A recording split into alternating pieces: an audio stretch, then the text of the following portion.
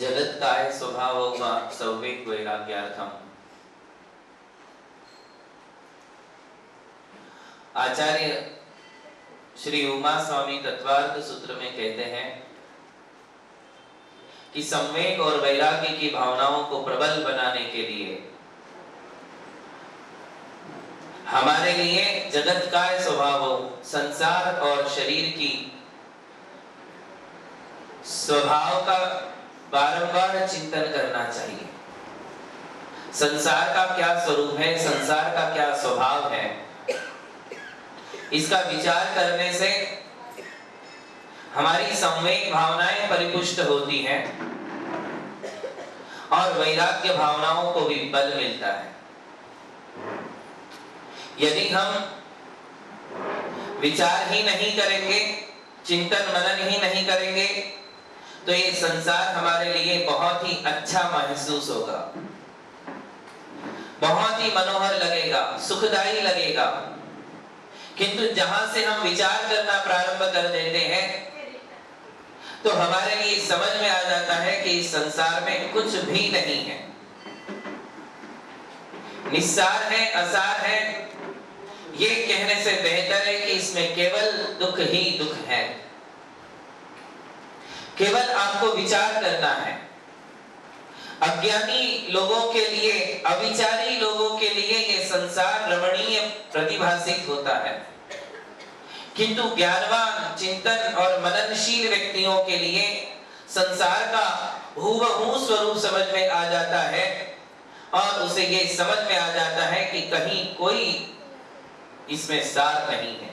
यतो न किंचित ततो न किंचित, यतो यतो यामि ततो न किंचित, विचार्य पश्यामि जगन न किंचित, स्वात्मावबोधात् अधिकम न किंचित। समयसार कलश में अमृतचंद्र आचार्य कहते हैं कि यहाँ भी कुछ नहीं है और वहां भी कुछ नहीं है। मैं जहां जहां गया वहां मैंने ढूंढ ढूंढ करके देखा, कहीं कुछ सार नहीं मिला। विचार्य पश्यामि, विचार करके जब मैं इस संसार की तरफ देखता हूं तो समझ में आता है कि अपने आत्मा से अधिक सुंदर, अपनी आत्मा से अधिक स्वच्छ, अपनी आत्मा से अधिक शांति संसार में कहीं नहीं है।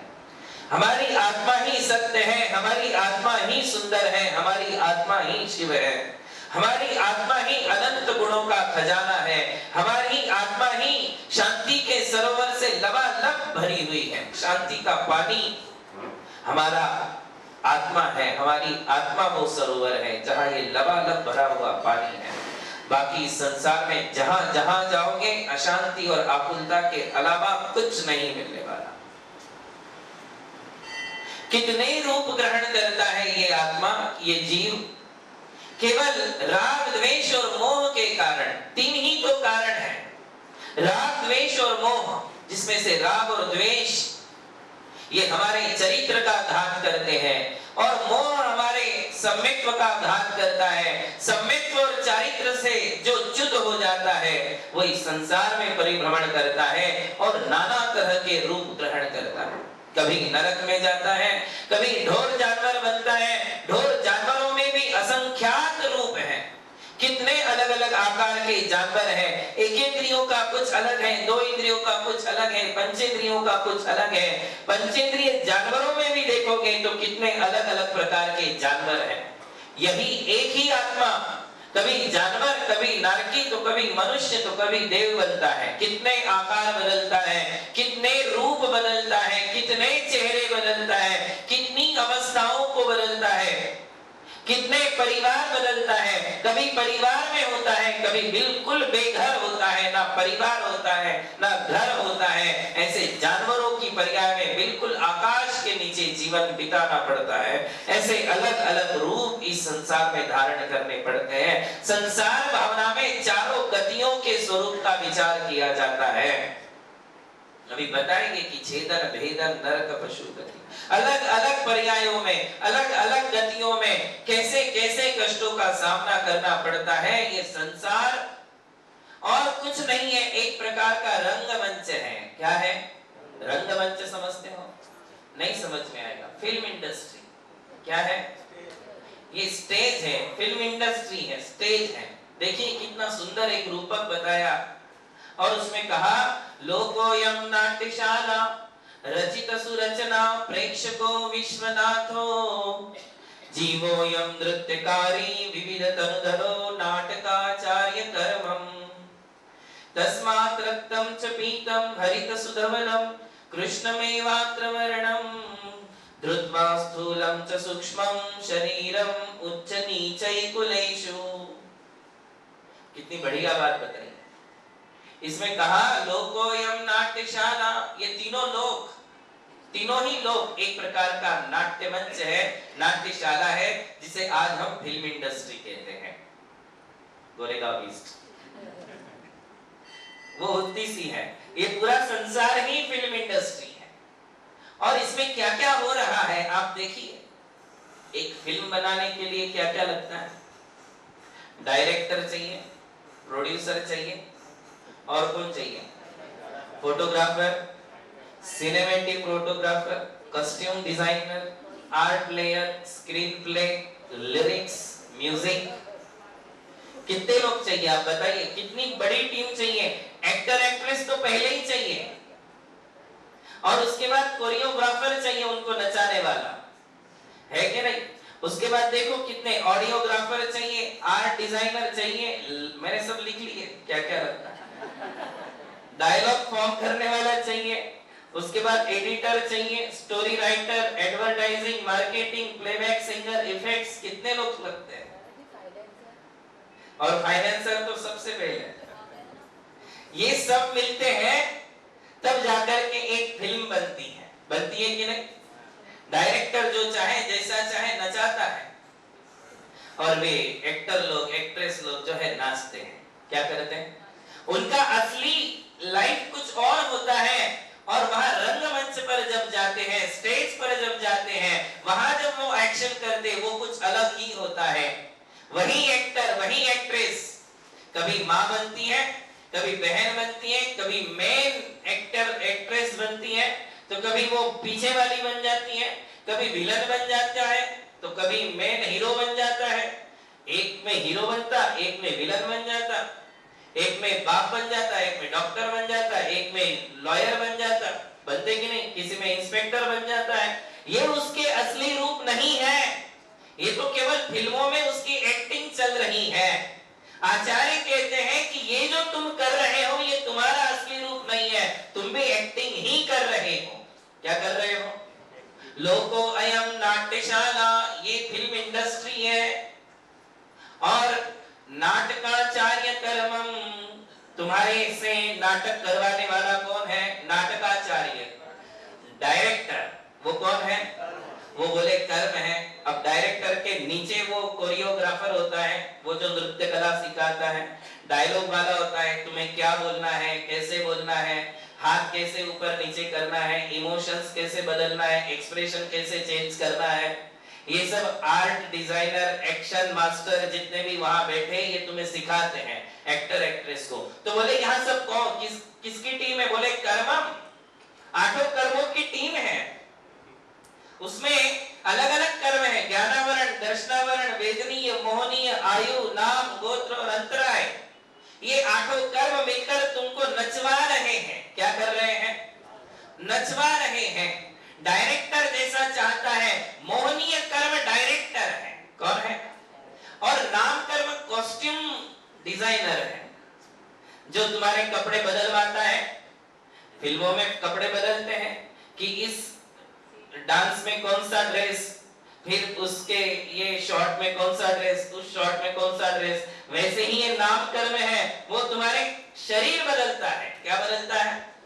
इसमें कपड़े बदलते हैं, और नाम कर्म क्या चेंज करवाता है? तुम्हारे शरीरों को बदलता है कि तुम नरक में जाओगे तो शरीर कैसा, यदि पंचेंद्रिय जानवर बनोगे, इसका रोल करोगे तो कौन सा शरीर, एक इंद्रिय का रोल करोगे तो कौन सा शरीर, 2 इंद्रिय, 3 इंद्रिय, 4 इंद्रिय का रोल करोगे तो कौन सा शरीर, इंसान बनोगे तो तुम्हें कौन सा कॉस्ट्यूम ज्यादा अच्छा लगेगा, कौन सा कॉस्ट्यूम पहनाना है। देव बनोगे तो कॉस्ट्यूम चेंज। बात समझ में आ रही? क्या चेंज करवाता है वो? शरीर चेंज करवाता है। रोल कौन कर रहा है? हमारी आत्मा, नाचने वाली आत्मा, तो वहां एक्शन करने वाली हमारी आत्मा अलग अलग गतियों में जाती है, अलग अलग एक्शन करता है, अलग अलग शरीर होते हैं, अलग अलग सिचुएशन, लोकेशन भी बदलता है। एकदम बिल्कुल जैसे फिल्म चल रही है, फिल्में जैसी बन रही हैं, वैसे ही हमारी ये दशा बनी हुई है। हमारी आत्मा भी लोकेशन चेंज करती रहती है, कभी ऊर्ध्वलोक में जाती, कभी अधोलोक में जाती, कभी मध्य लोक में जाती, कभी त्रसनाड़ी में होती है, कभी त्रसनाड़ी के बाहर चली जाती है, कभी सूक्ष्म शरीर, कभी मोटा शरीर, कोई बहुत बड़ा शरीर, कभी काला बनता है, कभी गोरा बनता है, तो कभी पीला बनता है। अलग अलग रंग, अलग अलग आकार। ढोरों के कितने कलर हैं, कोई ग्रीन कलर के, कोई रेड कलर के, कोई येलो कलर के, कोई ब्राउन कलर के, कोई ग्रे कलर के, कोई ब्लैक कलर के, कोई व्हाइट कलर के, है कि नहीं? ऐसे ही कलर बदलता है, आकार बदलता है, शरीर बदलता है, और जिस गति में जाता है, जिस लोकेशन में जाता है, वहां वैसी एक्टिंग करता है। इसलिए ये संसार क्या है? एक प्रकार का रंगमंच है, ये नाट्यशाला है, ये फिल्म मेकर जो है, ये आर्ट कर्म है, ये फिल्म बनाने का काम कर रहे हैं, तुम्हें नचवाते हैं और फिर तुम्हारे लिए थोड़ी सी फीस देकर खुश कर देते हैं। ये तुम्हारी असलियत नहीं है, ये तुम्हारा असली चेहरा, ये चेहरा तुम्हारा चेहरा नहीं है, ये तो नाम कर्म ने दिया हुआ चेहरा है। किसने दिया है? आठों कर्मों में से एक नाम कर्म है। वो नाम कर्म सिलेक्ट करता है कि तुम्हें कौन सा शरीर देना, मोटा देना कि पतला देना, गोरा देना कि काला देना कि सांवला देना, हाइट कितनी होगी, तुम्हारे पैर कितने लंबे, हाथ कितने लंबे, शरीर कितना मोटा, ये सब कौन सोच रहा है? नाम कर्म। सोचता नहीं, वो तुम्हारे लिए पूरा बना करके देता है और फिर मेकअप करता है तुम्हारा कि तुम्हारी आईब्रो कैसी होगी, नाक कैसी होगी, होंठ कैसे होंगे, आंखें कैसी होंगी, कान कैसे होंगे, गाल कैसे होंगे, ये पूरा मेकअप करके भेजता है। कौन? नाम कर्म ये सब कुछ बना करके देता है। ये नाम कर्म है, नाम कर्म ने दिया हुआ चेहरा है, ये हमारा असली चेहरा। जैसे कोई फिल्मों में काम करने वाले एक्टर और एक्ट्रेस हैं, ये उनके असली चेहरे नहीं है, असली हाव भाव नहीं है, असली बातें नहीं है, उनकी सारी बातें झूठी है, वो केवल तुम्हारे लिए दिखा रहे हैं, एक प्ले दिखा रहे हैं। वैसे हम भी प्ले ही कर रहे हैं, हमारी असलियत बहुत कोसों दूर है, हमसे कोसों दूर है, हम असली जिंदगी ही नहीं जी रहे। हमारा असली चेहरा है सिद्ध भगवान जैसा। कैसा है? हमारी असली जगह, हमारा असली लोकेशन है सिद्धशिला और हमारा असली स्वरूप है सिद्ध स्वरूप। ये तो हम पूरे संसार में अनादि काल से केवल रोल कर रहे हैं। क्या कर रहे हैं? रोल कर रहे हैं, एक्टिंग कर रहे हैं, अलग अलग जाकर के जन्म मरण करते हैं, जन्म मरण करते हैं, और ये आठों कर्म हमसे ये रोल करवाता है, वो हमारे लिए नचाता है, भरमाता है, भटकाता है और हम भटकते रहते हैं। इसलिए इस संसार को क्या कहा? एक प्रकार का रंगमंच कहा है। और जीवोयम नृत्यकारी, ये जीव नृत्य करता जाता है।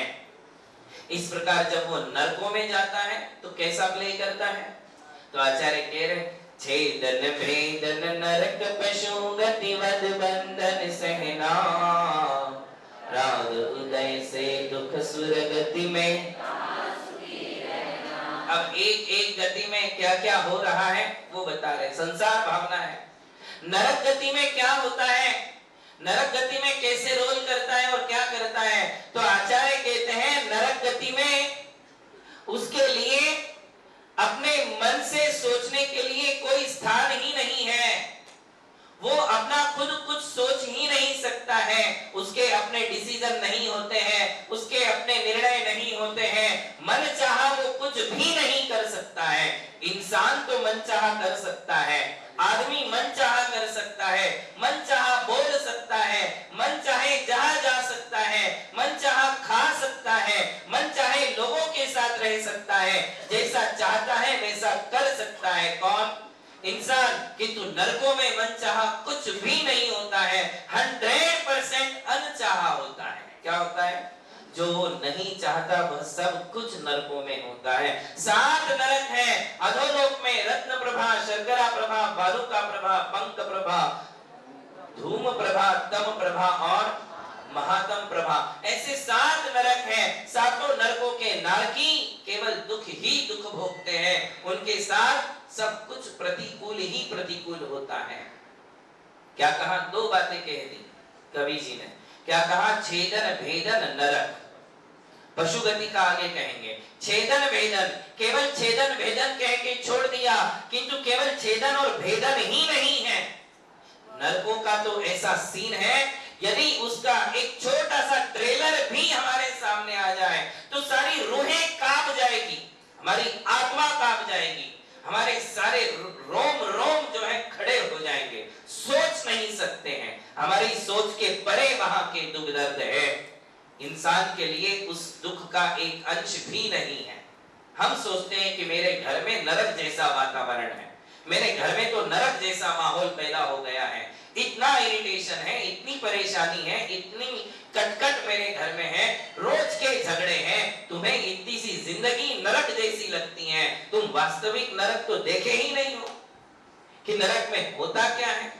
छेड़ाकार में थोड़ी सी झलक हमारे सामने दी है। उन्होंने कहा, तहां भूमि पर सत दुख इसो, बीचू सहसट से नहीं तिसो, तहां राध शोणित वाहिनी, कृमिकुल कलित देह दाहिनी, सेमर तरुजुत दल असि पत्र, असि जो देह विदारे तत्र, मेरु समान लोह गली जाय, ऐसी शीत उष्णता थाय, तिल तिल करे देह के खंड, असुर भिड़ावे दुष्ट प्रचंड, सिंधु नीर ते प्यासन जाय, तो पण एक न 3 लोक को नाज जुखाय, मिटे न भूख कणान लहाय, ये दुख बहु सागर लो सहे। देखो तो कितनी उम्र है, दुख अनंत है। कितने हैं? जो दुख नरक में है वे दुख नरक जैसे दुख नरक में ही है, इस संसार में और कहीं नहीं है। क्या क्या कहा? तहां भूमि परसत दुख इसो, जन्म लेते ही वहां के जमीन का जो स्पर्श होता है वो स्पर्श कितना घिनौना और दुखदाई होता है। तो कहते हैं कि 1000 बिच्छू एक साथ तुम्हें काटेंगे। कितने? 1000 बिच्छू एक साथ तुम्हें काटेंगे, तब जो दर्द होगा उससे भी भयानक दर्द केवल पहले समय में जन्म लेते ही साथ वहां की भूमि के स्पर्श मात्र से होता है। इतना कष्ट उसके लिए जीवन भर सहना है, ये कष्ट उसके लिए जीवन भर है। और क्या कहा? तो बोले, कहते हैं वहां इतनी प्यास लगती है, इतनी प्यास लगती है कि सारा समुद्र का पानी पी जाऊं, किंतु जितनी उनकी आयु है, उम्र है, उतनी उम्र में एक बूंद पानी भी पीने को नहीं मिलता है। तीनों लोक में जितना अनाज पैदा होगा वो सारा अनाज में खा जाऊं, इतनी भूख लगती है, किंतु वहां खाने के लिए अनाज का एक दाना भी उनके किस्मत में नहीं होता। ऐसी भूख है, ऐसी प्यास है, फिर भी मरते नहीं है, क्योंकि कहा था आपके लिए नारकियों का अकाल मरण, जितनी उम्र लेकर गए हैं उतनी उम्र के कष्ट सहने ही सहने हैं। नरक में जाने वाला कम से कम 10,000 वर्ष वहां रहता है। कितना? नरकों की जघन्य आयु है 10,000 वर्ष और उत्कृष्ट आयु है 33 सागर। कितनी? 1 सागर। ये एक प्रमाण है, बताने का एक प्रमाण है। कहते 1 सागर यानी कितना समझे, उसकी शास्त्रीय भाषा अलग है, 1 सागर की आयु कितनी है, किंतु हम एग्जाम्पल से बता सकते हैं कि 1 समुद्र के पानी में जितनी बूंदें हैं उसे उतने वर्ष कर लो तो वो 1 सागर है, वो कम है, एक्चुअली उससे ज्यादा ही है।